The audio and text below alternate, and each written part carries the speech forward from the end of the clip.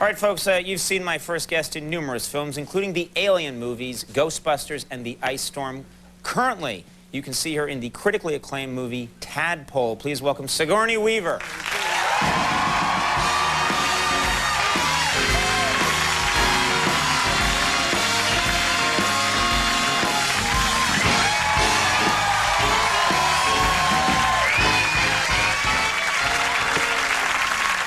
Thank you for being here. Oh, it's a pleasure. I wouldn't have known about the CD otherwise. Reason enough to come to the show. Absolutely. Yeah. You know, this movie's a great story. We have a lot of people, actors that come in here and they're talking about a movie and it seems like the same old thing. This is very different and exciting. This is a movie that's been earned raves at Sundance. People are talking about this movie, and the whole thing was made for $200,000, which in the movie budget world is like making it literally for a nickel. Yeah. I mean, this is an amazing story. And in 2 weeks, too. Right. Yeah. 2 weeks, and it was done handheld with like equipment that people might even have in their homes. Oh, definitely, definitely. You too can. Tadpole too. Yeah. Yeah. They'll all be here tomorrow pitching their own movies. So it's about my cat. Right. You know. Sometimes it felt like everyone who could pick up a camera had a camera. You know, not usually me, but. But this, I mean, if the movie cost $200,000, were you even getting paid? Was anyone on the cast being paid? Well, actually, Indigent, who made the film, has a great system. They pay everybody, technicians, hair and makeup, everybody involved, $100 a day. And then if the movie gets sold, then you get some money, and if not, you've had a good time and you have the movie. So Right. I think it's actually more fair than a lot of the other systems. So actually, more people might start doing this now. It's Yeah, actually, why not? It's kind of a cool way to make a movie. I think so. Tadpoling, and I didn't know this, tadpoling is slang, I guess, for an older woman pairing up with a much younger guy, and which is the story here, Yes. big part of the story. Do you think tadpoling is going to become a trend now? Because a lot of people are talking about this, this movie. I think it might be more in the open. Yeah. But I don't know if people are going to go, hey, you want to go to the mall and Tadpole? I don't know if they'll do that. You know. But I guess it's the idea of older women being open to a relationship with a younger man. I don't think they have to be minors.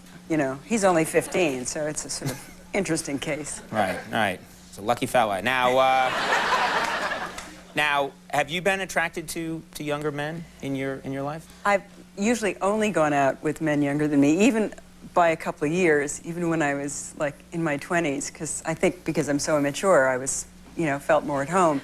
And then So when you were 18, you were going out with 11-year-olds. Yeah, probably would have.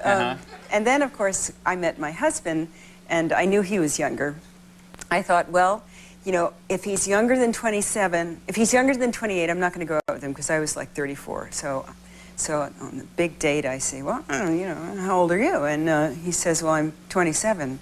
And I quickly changed the rule. I thought it was a stupid rule. It didn't work. Did I say 28? No, I meant 27. Right, That's the rule. So I married my tadpole, so I recommend it highly.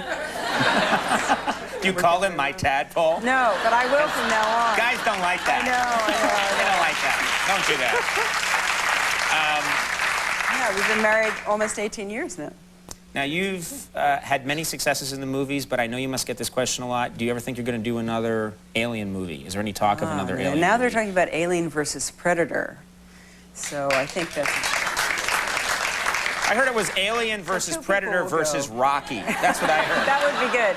That I'd go and see. I don't know, Ridley Scott and I have been talking about doing a fifth one. He has some pretty cool ideas. I've always thought it would be fun, since I'm getting so old, to have a sextagenarian action hero. I'd go out there with my white hair, and I'd have my cane, and I'd say, all right, alien. That's a good Come idea. here, come on, Right. whap, whap, whap. So, I think that it would be another new frontier broken for women. I don't see why not, because I think action heroes, it's like about grit, not about No, well, we age. had Harrison Ford on yeah? the other day, and I was talking to him about it, and I was pointing out that people like Clint Eastwood, he's still punching people out in movies. Right. And he's getting up there. I mean, I love Clint Eastwood. I'm not disparaging him, but he's it's like his teeth coming out in scenes and stuff, and he's it's like he's. You can see him holding them in, and you're... But it seems like it's more accepted, like, for some reason, like, why should men be able to do that and not women? Well, I'm sure people know older women all over the place in their own lives who try to punch people out holding their teeth in. Sure. So, Right. no, I think it would be good. I'm up for it, you know. Do they, on those alien movies, there's so much cool stuff. Like, there's not just the weapons, but just, like, the special effects, the little creatures and everything. Creatures. Do they ever let you keep anything from one of those movies? Well, I really love special effects, and I'm quite close to the guys who do the special effects. They always manage to give me something, and the other day I was going through my stuff, and I found this little box. Kind of looked like a little jewelry box. I thought, oh, what's in here? And I opened it up. It's this little embryo of an alien, not alive, dead, but, you know, it's like a model, I guess, of the one that was in my chest for Alien 3. Thank you, guys. I would have forgotten.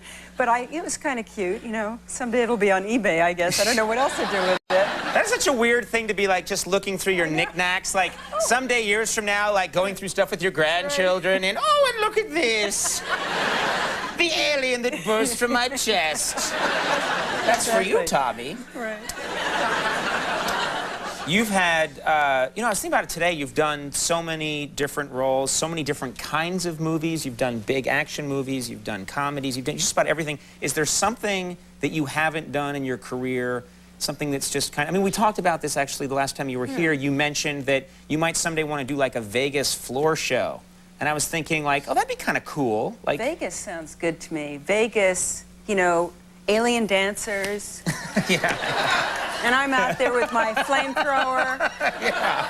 You know, and you know, I could lip sync to Bobby Darin. You know, I don't think it would be, you know, it would be a hodgepodge kind of show. But if all the other shows are so, you know, you really get your money's worth, maybe my show would fit in somewhere. My favorite part is just imagining all the aliens behind you in top hats, like doing stuff, synchronized stuff. That would be so cool.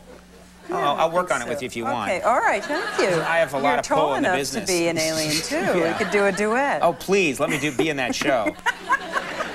I was reading up about you, and you were very open. I think it's a healthy thing. You're very open about how much a proponent you are of therapy. You believe, like, everyone should get out there and get some therapy. Well, if they need it. If they need it. And can afford it. When you live in New York, you just widen it to, like, I think everybody should go get therapy. Well, yes, in New York, we probably all should. How long have you been going? Like, when did you start going to therapy? Well, in fact, my parents, when I was 11, they decided they couldn't communicate with me. And so they decided the problem must be with me. So they started to send me for a few months to this guy. I was quite embarrassed. I was sure I was the only child who ever had to go to therapy. Now everyone does, of course, but in New York anyway. But the guy used to keep a picture of his family on his desk facing, you know, like the pathetic patient.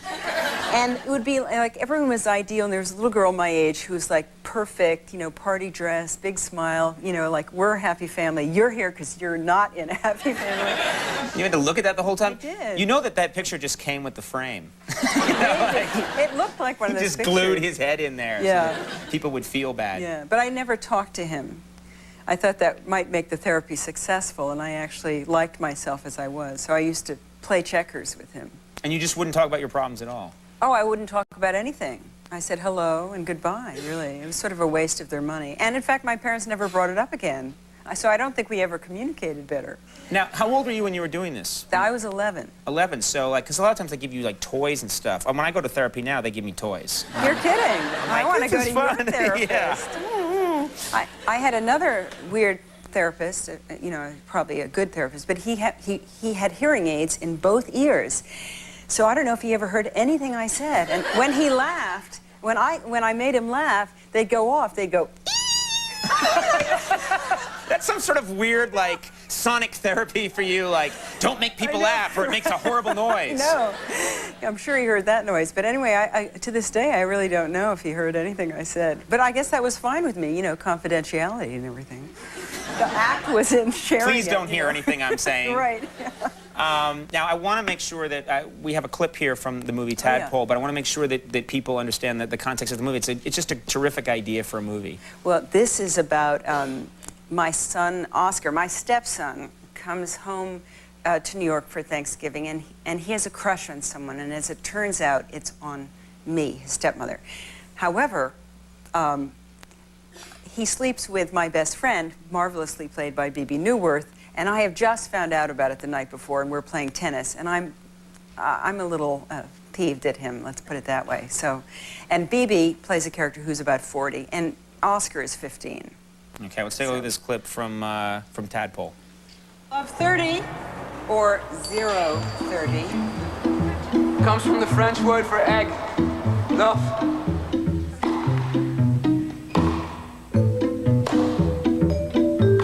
That's 1530, right? Serve. So that's 1540, right? A ratio you seem particularly fond of.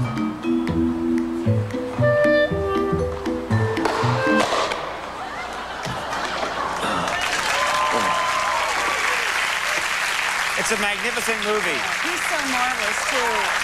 Aaron Stanford, it's his first job, really, and he was just such a pro, and he's really the real thing, you know. So. Go out, find this movie, go out, see this movie. It's really terrific. Tadpole is playing in New York and L.A., and I hope it comes everywhere else soon.